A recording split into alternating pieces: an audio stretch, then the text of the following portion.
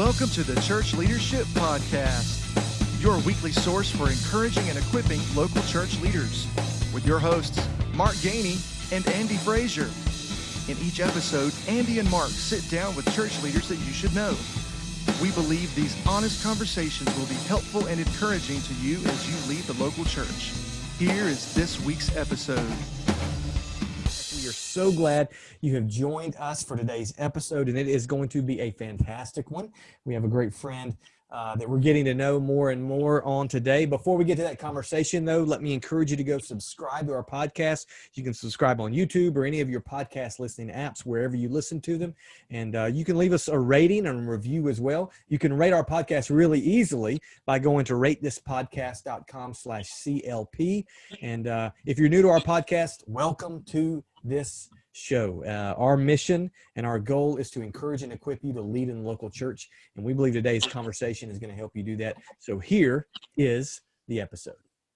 We're so glad you've joined us this week on the Church Leadership Podcast. We know you will enjoy the conversation we're about to have with Dean Inserra. Dean joins us, and he is in Tallahassee, Florida, where he serves as the pastor of City Church there. Dean's also authored a few books, a book that Mark and I have even mentioned before, The Unsaved Christian, and a recent book called Without a Doubt. He's joined some other people to share some great, helpful information there. We're looking forward to reading that. And Dean, we can't thank you enough for taking the time to join us this week on the podcast. Hey, it's great to be with you. I'm a little insecure that it took 86 episodes to get to me. But besides that, I'm okay. It's good to be with you guys. Just feeling a little inferior. That's all. That's pretty good. Hey, man, we have a vast array of guests on here, and let me just tell you, it can be from just the smallest church pastor to guys who have preached to large crowds and sold a lot of books, and everybody in between. But that's great. I love that. Yeah, we're just thankful for guys like you taking the time out to join us. Yes, man, we are. That's funny.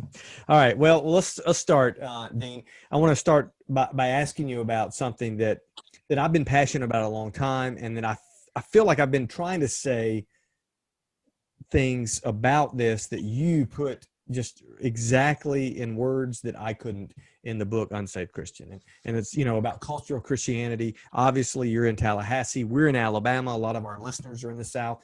And so that's something that we all come in contact with. People who think or claim that they know Christ or know God, but really they have never responded to the gospel because there's no life change. So talk a little bit about maybe where that came from and how that played out in your ministry.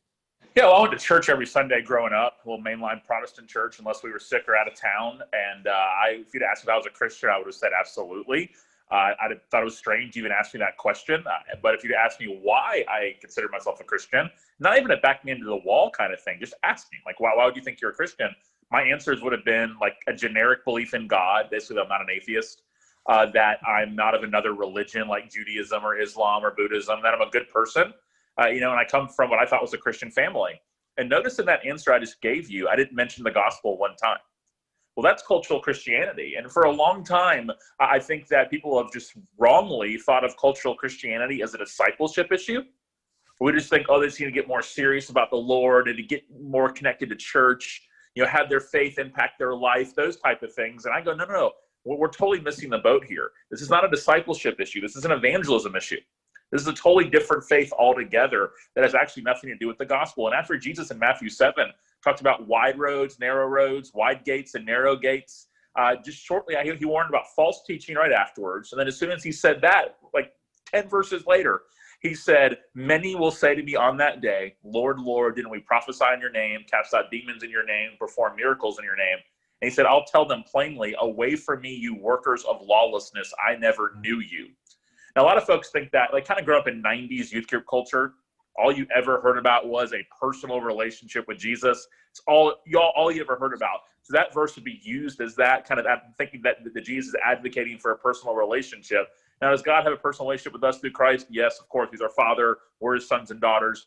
But that's not what it's talking about. What it's talking about is the fact that these people here are making their case for their rightness with God based on their own actions. Yep. And Jesus is not going to recognize that as saving faith there you go, the unsaved Christian. People who think they're Christians, but the reason for believing so has nothing to actually do with what the Bible constitutes as saving faith. It's our mission field. I think it's the largest mission field in America, not just the South. That's a great point. Yeah. I think it's a tough mission field. It's hard ground for us to plow here in the South because we are exposed to just enough churchianity and just enough knowing about Jesus that it makes that really dangerous for a lot of people. They know who Jesus is.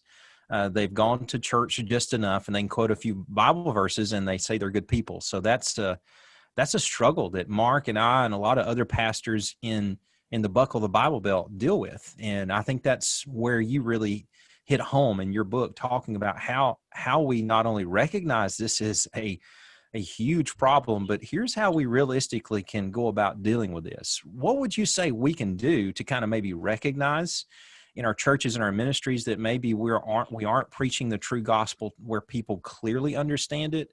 And how can we direct people to see, all right, here's how we can kind of work through this in our culture, maybe in some of the relationships we have, family members or even church members who misunderstand the gospel? Well, we want to make sure we're not fueling it. That we make becoming a Christian or as being a Christian more of like a rite of passage. Yeah. Some of the things we maybe are critical towards our Catholic friends about, things we're rightly critical of, where basically you get christened and you take your first communion and get confirmed, and then you're declared part of the church, right? We almost have our own way in Protestant life, and my tradition, I'm Southern Baptist. In Southern Baptist life, we almost have the exact same approach. Just look at where, you have your baby dedication, then you grow up just a little tiny bit. When you're 6 years old, it's time for your parents to take you to meet with the pastor. And he basically asks you if you want to go to heaven or hell. And you're like, heaven. And he says, okay, pray this prayer. Yep. And you just repeat after him, like Dorothy wearing her red slippers and kicking them together and saying there's no place like home. And then then they baptize you and declare you to be fine forever because of eternal security, because the once saved, always saved. And it's like, what just happened here? Yep. And don't get me wrong, I'm not against child baptisms by any sense of the imagination, but I am for making sure that people actually are deciding to follow Jesus on their own, not just getting in line because it's your turn. You're 6 or 7 now. That's what we do now. We go meet with the pastor, and this is the thing you see happen in a lot of traditional Baptist circles. And I think it's our own kind of view. I've heard someone call it Protestant Mardi Gras. What happens is, because what happens after that is then you go through youth group. Your parents kind of make you go on Sunday. And then when you're in college, you wander, and then you don't go to church at all. Then when you're a young adult, you do the same thing. Then you get married and have kids. So you think it's good to come back to church. And then within 5 years, if you haven't killed anybody, they make you a deacon. So that's just how it works, right? So that's one thing. And then what we can do about it, besides not fueling it, is that we need to make sure that we are not neglecting the fact that there are cultural Christians in our sanctuaries every single Sunday. We need to make sure we're speaking clearly to that. In the same way, if we dropped you in a Muslim mission field tomorrow, and we told you you're going to be speaking tomorrow at an event with 100 Muslims present, I'm guessing you're going to talk somewhat about Islam compared to Christianity. Maybe what the Quran says compared to what the Bible says, how you kind of sort that out. Why would we do the same thing with cultural Christians everywhere? We almost have to deprogram years of works-based religion, years of easy believism, years of this kind of generic belief in a lowercase g God, sort of being viewed as enough. And you also have to deprogram that and deconstruct it. So no matter what I'm preaching about, I address it every week. I don't call it that, but they don't even know I'm doing it sometimes. So I'm just like deconstructing all this, like just tradition. And I'm not anti-tradition. I'm anti our faith being based on tradition rather than personal conviction and belief. So that's really what I do. I spend a lot of time just speaking to that. In the book of Galatians chapter 2, I think it's one of the most important verses in understanding cultural Christianity. Paul says in verse 21, if righteousness can be attained by keeping the law, then Christ died for nothing. So not even realizing that cultural Christians are holding up this big, huge sign with neon blinking lights that says Jesus died for nothing. Because their reason for thinking they're fine is, again, they're not Jewish or they're not atheists, they're not Jewish, they're not Muslim, they're good people, come from a Christian family, those type of things. I mean, that's all thinking righteousness can be attained by something else other than the righteousness of Jesus being given to us. So we got to talk about those kind of things. Absolutely. So, again, my brother is a church planter in Arizona, and God called him to a pioneer place. My heart has always been for people who have been in church, at some point in their lives, but they've never really been, they've never understood the gospel. They've maybe even never presented the gospel. And so, that's my heart. And so I found joy in seeing people come to Christ for the first time, even though they may have gone through the rite of passage, years ago. And it's a joy to me. And so I've got a lot of people, friends, and we've got a lot of people in ministry that we know that are, their congregations are like all of our congregations. You're right. It's all over America. It is the greatest mission field. Billy Graham said 50% of people, in the pews on a given Sunday don't know Christ. So where would you say, if a pastor is listening, where would you say they need to start? What do they need to start with? What do they need to start talking about specifically in order for their people to finally go, wait a minute? This is not what I'm used to. Yeah, the person in Arizona who doesn't go to church is just as lost as a cultural Christian in Dothan, Alabama, who does. That's right. So the difference is there's just less churches in Arizona. There's less access. That's why we got to go plant churches there, right? And the thing is, atheism is not rampant out there. I mean, look at the stats. The majority of people in Arizona aren't atheists. They're generic theists. That's right. And here's my point to bringing that up, is that we've got to do a better job of the doctrine of God. And because for cultural Christians, God's like their buddy, or he's like a big guy upstairs, a kind of a divine grandpa or Santa-like figure, maybe even the Force from Star Wars or a moral compass, kind of on that range, one of those type of things. He's just kind of generic and kind of vague. And you might go, well, who are you to tell someone that they're not worshiping the right God? Well, I'm not the one to tell. I'm going to say what God has said. And the issue is our God is not vague. He's not generic. He has made himself known. Like, he has spoken to us. He wants us to know who he is. So a very lowercase g generic God is going to make sin not a big deal. Instead, you just make a mistake. We're all messed up. We're all broken. All the things people like to say today instead of talking about sin, because our view of God is so small.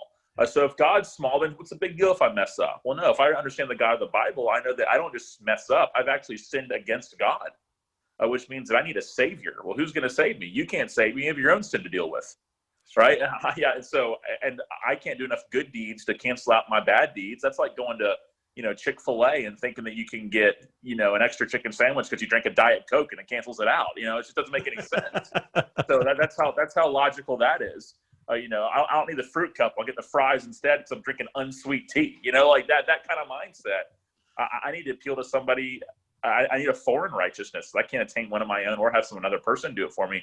It must be one that's come here without sin. And, his name is Jesus. So I think that's where it starts. I think we can really start helping people see the bigness of God, because until we see the holiness of God and the glory of God and the greatness of God, we're not going to understand love and mercy and compassion and grace. That's right. We're just not. I mean, what's the big deal if God loves me? My grandpa loves me. My friend loves me. What's the big deal? Well, here's how it's different. And we need to make sure that we understand that, because I think we're minimizing the love of God if we don't expound on the holiness and greatness and glory of God. Great point. He has spoken. He has made himself known. Absolutely. And I think we are dealing with a couple of generations now of nominal or cultural Christians, where especially in our convention. I mean, I'm not trying to talk down about our Southern Baptist Convention. I'm delighted to be a Southern Baptist, but our emphasis has been so swayed towards let's get people into the baptistry and on our rolls and in the pews and their checks in the offering plates. We've kind of really ignored the reality of what the true gospel is. And Mark and I've talked before, and other people talk about, the whole Dever issue of what you win them with is what you keep them with, or what you win them to is what you keep them with. And the gospel you preach determines the disciples you make. I mean, those things go hand in hand, and we've made what we consider to be converts over the last few decades, and not real true conversion has taken place. And I think we're laying in the bed we've made for ourselves. What do you see the next phase for us as the church, not just the Southern Baptist Convention? What do you see for us kind of in the short period ahead, or even the next several years of where we are dealing with culture Christianity. It's just a dilemma, honestly. Well, I don't think there is church outside of the Southern Baptist Convention. No, I'm just kidding. Sorry, but no, sorry, just kidding. So I think that baptism is the starting point. So I'm not asking someone to go through a discipleship process before they get baptized. I want to be clear on that. It's the starting point. You can be the most immature. You can be a Christian for 12 hours and get baptized, and I think that's biblical, and I think that's great. I want to make sure they're actually won to Christ. Amen. And not to some cultural expression or some rite of passage or some, well, this is what we do now, that type of idea. So I want there to be conviction and repentance, right? I want them to denounce the world and to claim Jesus. They're going to follow him for the rest of their lives. That's what I want to see. So I think the way forward, really, I'm really encouraged by, I know it's kind of cliche now, but sort of what the rising up of gospel centrality, amongst a lot of people in our generation. And younger, the seminaries, what they're cranking out. So I think really you're going to see some are going to hang on to their moralism and their revivalism and their God and country for dear life. But that's fading. Like, they can be loud on social media, but it's nowhere near as prominent as you might think. You're seeing a generation rise up of true gospels, and it's true in the PCA. We're seeing gospel-centered Anglican brothers, Missouri Synod brothers. We're seeing those kind of things happen. And I think you're going to see some great long-term effects for the church. At the same time, much of the mega church, and I pastor a large church myself, so I'm not like throwing stones, but much of the mega church was really fueled by cultural Christianity. Low entry, easy gospel, repeat this prayer, and you're in. And in a big, huge city like a metroplex, there's enough cultural Christianity to go around quantity-wise to where there's a ton of people at church. Even if somebody goes one Sunday a month, there's 12 million people in your city. Or whatever, 8 million people, there's enough to go around. So it feels like it's always full and like we're doing something here. So I think that there's also going to be some of that where we don't see as booming, bigging, massive churches, or we only see a few that are, maybe in each city, not as many, because I think the cultural Christianity will eventually kind of wean itself out. The problem is, it's not that cultural Christianity is going away. They're just not going to be going to church. Right. So there's still a mission field that thinks they're fine. I have my own relationship with God, all that kind of crap people say, and to excuse a churchless Christianity and things like that. And are you allowed to say that on this podcast? Sorry. So, no doubt, you can say that. Okay. It's been worse. Okay. So I think that's what you're going to see. I think the way forward is gospel centrality and really building churches based on that. And you're going to see cultural Christianity vanish in terms of its presence as a result of that. That's a great word. So we had a conversation with you actually just a couple weeks ago on a Lunch and Learn event, and something you said really struck a nerve for us, and I think it's a timely issue. Here we are, just when we're recording this episode, just a couple weeks away from a national election. Oh boy! And I think we have. And I said this in the pulpit yesterday. In fact, I think we have mixed what God has said with whatever our favorite politician has said so much that we think it's one and the same. Oh yeah. And I think cultural Christianity really has fed this whole, political God, lowercase g, if you will. So talk a little bit about the challenges that we face as leaders and as pastors in this divisive, highly political culture. It's not just because it's an election year. This is a growing issue for us in churches. Talk a little bit about how we face those challenges. Yeah, I don't think we know the difference between being unengaged and having an actual kingdom ethic towards our political views. Because people think when they tell someone to settle down on politics that you think that you're claiming be disengaged. Right. And that's not what we're saying. So here's that looks like. Right now, if you went on Facebook today and posted like your favorite Bible verse, maybe you're a pastor, you might get a little more action, but if you're just your everyday church member, went online and posted their favorite Bible verse, they might get, a few likes and a couple of amens, something like, or that's my favorite verse too, something like that. If they went online and posted in the same exact platform a political statement, they would have 75 replies. So it's misdirected passions.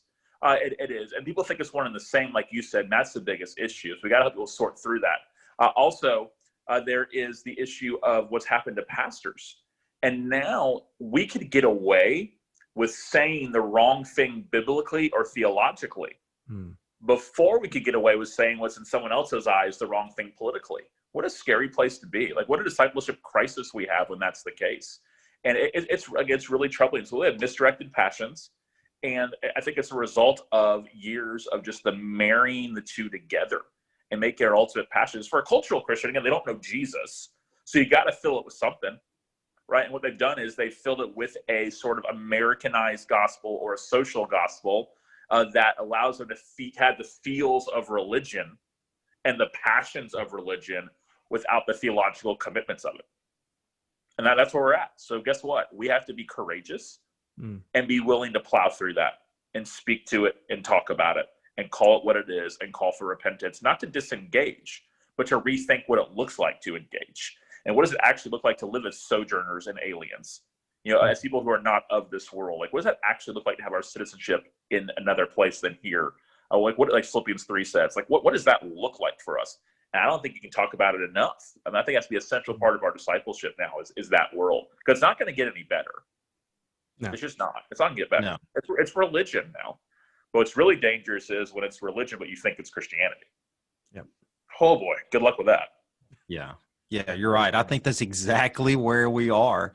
It's the syncretism. You know, it's the blending of all of these different aspects of what people think is a genuine Christian faith. And it's not real. I mean, it's the moralistic therapeutic deism. It's the, you know, the political activism. It's all of those things that are melded and into one thing. And it's got just enough truth, believable truth for most people to think they're okay, or this is the way, as they Sounds say. Right. Yeah. This is the way. Yeah. Man. And also what's happened too in terms of what it's making Christians, what we're becoming, how we really are being conformed to the pattern of this world. Yes. Rather than being transformed by the renewing of our minds. I mean, how many people in congregations have some like active church members who hate, despise Kamala Harris? Mm-hmm. I mean, a Christian who thinks she's like this monster, you know, rather than an image bearer. And someone go, well, of course she's a monster. She supports this and that. It's like, okay, but like that allows us to hate. Right. How many people hate the president? I mean, legitimately hate him. I mean, like Absolutely. he rents out space for free in their minds. Absolutely. And they think about him all day long. It's like one little post about him. Even like I'm praying for the president. It's like, well, it's crazy, man. And we've got to speak to this kind of stuff because we're allowing like basically sin to go on unrepented. And that's really problematic. I mean, people that hated President Obama and the things they would say about him. And people, a brother in Christ like Mike Pence, to hear what some Christians say about him. It's just awful. You know, and we have to speak to these things, and they all think they're justified by it. Yep. Yeah, it's crazy. Well, I mean, I'm just crazy enough to believe that if we do what we've been talking about so far today, we introduce people to the biblical gospel, where it really means to give your life to Jesus, to follow him, and have your whole devotion of your life to him above any and all things, and then disciple them in that. I think you're going to come up with not only how to be a good husband or wife or parent or employee, but you're going to also address the fact of how do we deal with politics in our culture and all these other things. So you're spot on in some of the things that we've talked about today. Yeah, it's a problem if when someone thinks Christian, they think Trump supporter. Yes.